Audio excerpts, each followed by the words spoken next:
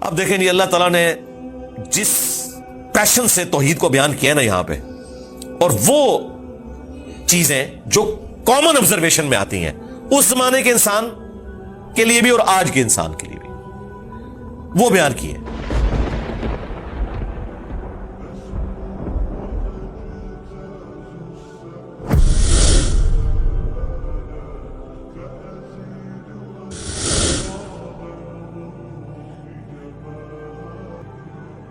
قُلْ مَنْ يَرْزُقُكُم مِّنَ السَّمَاءِ وَالْأَرْضِ، اے نبی ان سے پوچھئے بھلا بتاؤ تو کون ہے جو رزق دیتا ہے تمہیں آسمان سے اور زمین سے، آسمان سے پانی برسا کر اور اس کے ذریعے زمین سے کھیتی اگا کر.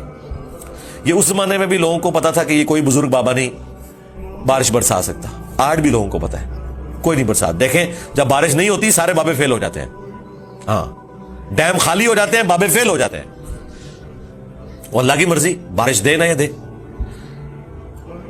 اَمَّن يَمْلِكُ السَّمْعَ وَالْأَبْصَارَ، بھلا بتاؤ کہ کون ہے مالک ہے جو کان اور آنکھوں کا. اللہ نے کان بھی بنائے، آنکھیں بھی بنائی، کوئی اور مالک ہو ہی نہیں سکتا.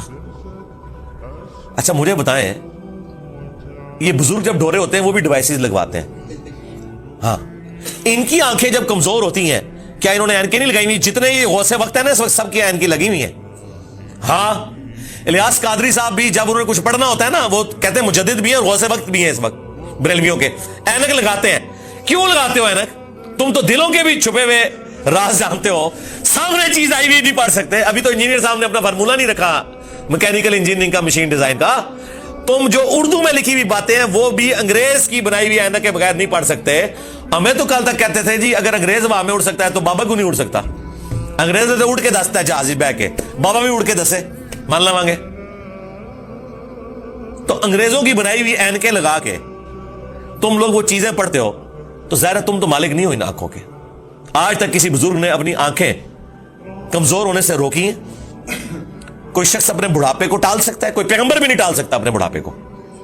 بال سفید ہوئے تو ہو گئے، نظر کمزور ہوئی ہے تو ہو گئی ہے. تو یہ چیز ہے. اللہ تعالیٰ فرماتا ہے کہ پوچھ ان سے اے نبی صلی اللہ علیہ وآلہ وسلم کون مالک ہے کان کا اور آنکھوں کا. وَمَن يُخْرِجُ الْحَيَّ مِنَ الْمَيِّتِ، اور کون ہے جو مردے میں سے زندہ کو نکالتا ہے. بظاہر زمین مردہ ہوتی ہے، اس میں سے زندہ کھیتی نکلتی ہے. بظاہر انڈا ہماری کامن آبزرویشن کے اعتبار سے مردہ ہوتا ہے، اس میں سے چوزا نکلتا ہے. ویسے تو وہ مردہ نہیں ہے، لیکن قرآن چونکہ لٹریچر کی زبان میں کامن آبزرویشن پہ بات کر رہا ہے، اس اعتبار سے تو وہ بظاہر ہل جل نہیں رہا. ایک بیج اس کے اندر زندگی ہے لیکن بظاہر مردہ ہے، اس میں سے 6 ارب گنا بڑا درخت نکلتا ہے. وَيُخْرِجُ الْمَيِّتَ مِنَ الْحَيِّ، اور مردہ کو نکالتا ہے زندہ سے. زندہ میں سے مردہ بھی نکلتے ہیں. یعنی مرغی انڈا دیتی ہے، بظاہر یہ بات ہو رہی ہے، میں سائنٹیفک لینگویج میں بات نہیں کر رہا، لٹریچر کی زبان میں بات کر رہا ہوں. زندہ درخت میں سے، اور وہ بھی زندگی اب سائنس ہمیں بتا رہی ہے. قرآن تو پہلے ہی کہہ رہا تھا کہ درخت زندہ ہے، کھیتیاں زندہ ہیں، لیکن اب ہمیں سائنس بتا رہی ہے ان کی فیلنگز ہیں. باقاعدہ یہ خوش بھی ہوتی ہیں، ناراض بھی ہوتی ہیں. پھول مرجھا بھی جاتے ہیں، ان کے اوپر بھی کیفیات طاری ہوتی ہے. تو آپ دیکھیں اسی میں سے وہ بیج نکلتا ہے، وہ بیج آپ بوتے ہیں، ایک اور درخت نکل آتا ہے، ایک اور کھیتی نکل آتی ہے. وَمَن يُدَبِّرُ الْأَمْرَ، اور کون ہے جو سارے کاموں کی تدبیر فرماتا ہے. ظاہر ہے جی بزرگوں کو تو پتہ ہی نہیں، اور جن بزرگوں کو سورج کے سائز کا ہی نہیں پتا وہ سورج کو کیسے کنٹرول کر سکتے ہیں، اور سورجوں کی تعداد بھی نہیں پتا. ان بیچاروں نے یہی سورج دیکھا ہوا ہے. یہ تو سائنس بتا رہی ہے نا، صرف ملکی وے گلیکسی میں 300 ارب سورج ہے ایک گلیکسی کے اندر، اور اس طرح کی 250 ارب گلیکسیز اور ہیں. بزرگوں تو پتہ ہی نہیں تھا. آپ لا کہتے رہیں گے وہ شاہ شمس تبریز نے بوٹی پون لی سی. دارا کرو، کہانیاں ان کی سنیں. فَسَيَقُولُونَ اللَّهُ، تو یہ انقریب کہیں گے اللہ ہی کرتا ہے. یہ دیکھو مشرکین عرب بھی بتوں کو ساتھ شریک ٹھہراتے ہوئے بھی کہتے تھے نہیں اے کام نہیں بت کر سکتے، اے وڈا ہی اللہ کرتا ہے. اور یہاں کہہ رہے ہیں بزرگوں کی ڈیوٹیاں لگی ہوئی ہیں. اندازہ کریں. فَقُلْ أَفَلَا تَتَّقُونَ، تو اے نبی سے فرماؤ کہ کیا تم ڈرتے نہیں ہو اس شرک کے کام سے.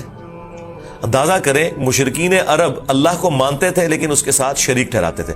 ہمیں بتایا گیا کہ جی یہ قرآن کافروں کے بارے میں نازل ہوا ہے جو اللہ کو نہیں مانتے تھے، تاکہ آپ کا خیال ہی اس طرف نہ جائے کہ آپ کے بابوں کے بارے میں بھی ان کے ماننے والوں نے وہ عقیدے رکھے ہوئے ہیں جو مشرکین عرب نے اپنے ان بتوں کے ساتھ رکھے تھے، سوائے ایک فرق ہے کہ وہ انہیں چھوٹا آلیہ کہتے تھے، یہ آلیہ نہیں کہتے، اللہ کے بندے کہتے ہیں، ادروائز باقی ساری چیزیں وہی ہیں۔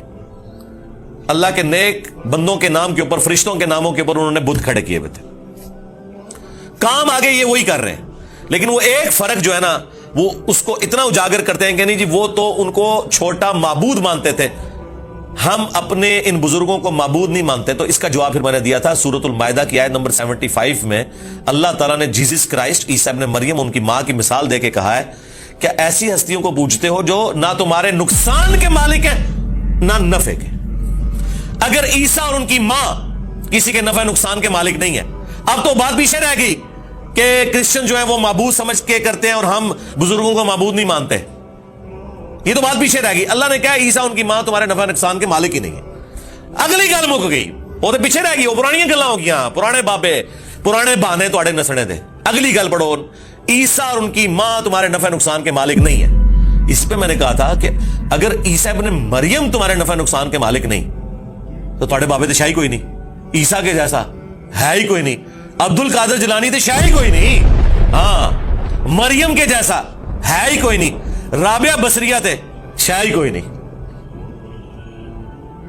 تو وہ آگے نہیں پڑھتے، کہتے پیچھے پڑھو وہ عبادت کرتے سن، سرکار مان لیا، آگے پڑھو کہ عبادت کرتے تھے یا نہیں کرتے تھے۔ اللہ نے کہا نفع نقصان کے مالک نہیں ہے، وہ اللہ ہی ہے۔ اس کا مطلب یہ ہے کہ جس کو تم نفع نقصان کا مالک سمجھتے ہو گویا تم اسے خدا مانے ہوئے ہو، بھلے تم کہتے رہو کہ ہم اللہ کا بندہ مان رہے ہیں، اللہ نہیں مانتا اس بات کو۔ اس کے ثبوت میں سورۃ النمل کی آیت نمبر 62 ہے، امن یجیب المضطر اذا دعا ویکشف السوء ویجعلکم خلفاء الارض االہ مع اللہ، بھلا بتاؤ تو کون ہے جو مصیبت اور پریشانی میں گھرے ہوئے شخص کی فریاد کو سنتا ہے اور اس سے اس کی تکلیف کو دور کر دیتا ہے اور تمہیں زمین پر اگلوں کا خلیفہ کرتا ہے۔ الہ مع اللہ، کیا اللہ کے ساتھ کوئی اور معبود بھی ہے جس کی یہ کوالٹی ہو؟ قلیلا ما تذکرون، بہت ہی کم نصیحت حاصل کرتے ہیں۔ اس آیت میں سورۃ النمل کی آیت نمبر 62 پارہ نمبر 20 کے پہلے صفحے پہ اللہ تعالیٰ نے واضح کہہ دیا کہ جس کے بارے میں تمہارا یہ عقیدہ ہے نا کہ تمہیں مصیبت اور پریشانی میں تمہاری تکلیف دور کر سکتا ہے، دعا میں تم اسے پکارو گویا تم نے اسے خدا مان لیا۔ وہ اگلے دن وہ پاپا جانی کہہ رہے تھے کہ ڈسپرین کی گولی اگر مشکل کشا ہے تو شیخ عبد القادر جیلانی نہیں، سرکار ڈسپرین کی گولی جب ہم کھاتے ہیں تو سر درد دور ہوتا ہے، عبد القادر جیلانی نو چٹ کے بھی ویکھ لو تھوڑا سر درد نہیں دور ہونا، ہاں ذہن میں رکھیے گا۔ اگر کوئی نہیں مانتا میں تھوڑی اور وسط مثال دیتا ہوں، انہی کا جب پیشاب بند ہوا تھا تو آغا خان میں ان کا آپریشن ہوا تھا تو عبد القادر جیلانی کے مزار پہ اٹھا کے لے جاتے نا، ہاں وہ ڈاکٹروں نے ہی آپ کی ہیلپ کرنی ہے جب پیشاب بند ہوتا ہے۔ ایون عبد القادر جیلانی کا بھی پیشاب بند ہونا وہ بھی ڈاکٹر ہی علاج کرے گا، خود کوئی اپنا علاج نہیں کر سکتا، سیدھی سی بات ہے۔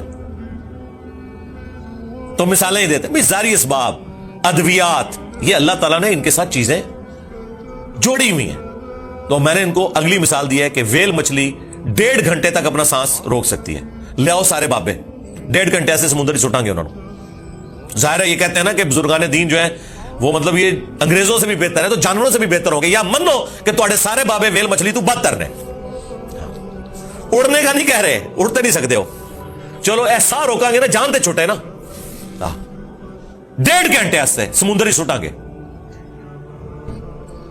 ایڈا وڈا وٹا بن کے تاکہ باہر بھی نہ نکل سکن، 1.5 گھنٹے بعد کر لیں گے، چلو 5 منٹ پہلے میں کر لوں گا انشاءاللہ احتیاطاً، جسے زور احتیاطی پڑھتے ہیں نا ہے، میں بھی احتیاطاً 5 منٹ پہلے یہ باہر کٹ لوں گا، لیکن کوئی روک کے دسے منو کچھ بھی نہیں ہو سکتا میرے بھائی، یہ سب کے سب جھوٹ ہے جو انہوں نے مشہور کیا۔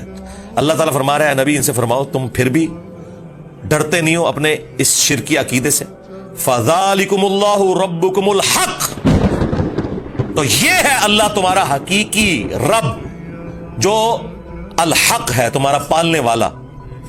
فَمَاذَا بَعْدَ الْحَقِّ إِلَّا الضَّلَالُ، تو بتاؤ حق کے بعد گمراہی کے سوا کیا بچتا ہے؟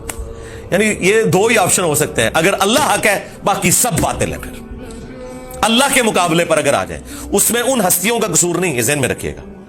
لیکن مثال کے لیے پھر اللہ نے کہا ہے اگر اللہ ارادہ کرے کہ عیسیٰ اس کی ماں اور سب لوگوں کو ہلاک کر دے، اللہ کو کوئی پوچھ نہیں سکتا۔ سورۃ المائدہ آیت نمبر 17، اب کوئی اللہ کو یہ سمجھائے گا کہ یا اللہ عیسیٰ کا رگڑا کیوں نکالا نعوذ باللہ ان کی نظر میں؟ نہیں بھئی، جب توحید اسٹیبلش کرنی ہے تو وہ ہمارے استاد مولانا ساق صاحب کہتے تھے اور جدو توحید بیان کریں گے تو نبیوں کی گستاخی آپ ہی ہو جائے گی، یہ ہو نہیں سکتا کہ ایسی توحید بیان کریے اور گستاخی نہ ہوئے، کیونکہ گستاخی آپ کہہ رہے ہیں، وہ گستاخی ہے نہیں ہے۔ नबीनी से गुस्ताखी मानेंगे। अल्लाह ताला ने सूरह निसा में फरमाया ईसा इब्ने मरियम कभी ये और महसूस नहीं करेंगे और ना कोई मुकर्रब फरिश्ता कि उसे अल्लाह का बंदा कहा जाए। और फिर अल्लाह ने कंक्लूड किया है कि अगर कोई फरिश्ता या कोई पैगंबर इस चीज से शर्मिंदगी महसूस करे कि वो बंदा है हमारा, हम क़यामत के दिन बुला लेंगे, फेंकेंगे जहन्नम के अंदर समझाने के लिए। अल्लाह ताला तो बिल्कुल ना उसका कोई पैगंबर रिश्तेदार है ना कोई फरिश्ता रिश्तेदार है, सब के सब उसके बंदे हैं। हाँ, अल्लाह अकबर। फअन्ना तुसरफून, तो फिर कहां रुख मोड़ के फिरे जा रहे हो? कज़ालिका हक़्क़त कलिमतु रब्बिका अलल्लज़ीना फ़सक़ू अन्नहुम ला युमिनून, बिल्कुल इस तरीके से साबित हो चुकी है तुम्हारे रब की बात उन लोगों के ऊपर जो सरकशी के ऊपर उतरे हुए हैं कि वो कभी भी ईमान नहीं लेकर आएंगे। यानी अल्लाह ने उन पे मोहर लगाई है बसबब इसके कि हक सामने आने के बावजूद उन्होंने हक मानने से इनकार किया। अल्लाहुम्मा मन अहयैतहु मिन्ना फअहयिही अलल इस्लाम व मन तवफ़्फ़ैतहु मिन्ना फतवफ़्फ़हु अलल ईमान। सुब्हानकल्लाहुम्मा व बिहम्दिक अशहदु अल्ला इलाहा इल्ला अंता अस्तगफिरुका व अतूबु इलैक व मा अलैना इल्लल बलागुल मुबीन। जज़ाकुमुल्लाहु खैर।